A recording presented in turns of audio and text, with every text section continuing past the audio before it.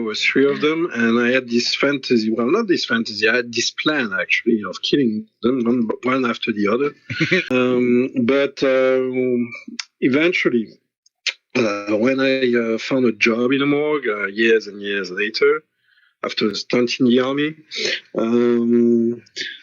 I had those coworkers that I just could not stand. They were unsufferable. Okay, there were three of them, and I had this fantasy. Well, not this fantasy. I had this plan actually of killing them one after the other. Okay, and lots of us have that. Like, we've all been there. Yeah, exactly. Except that me, I was really, focused on doing this, and.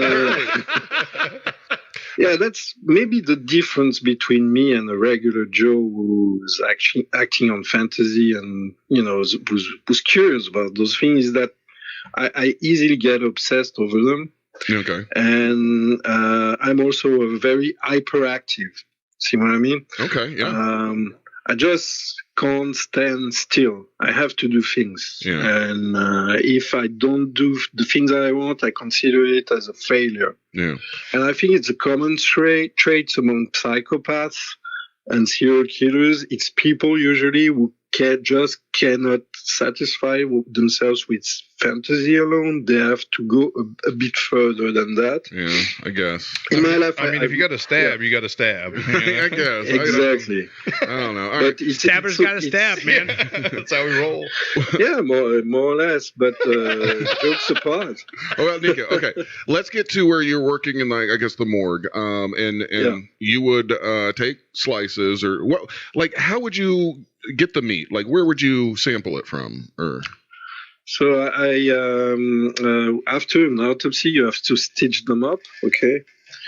And so I would, since I was left alone in the autopsy room with the bodies, first I started to slice pieces from the abdominal region and the ribs. And, everybody likes ribs. Yeah.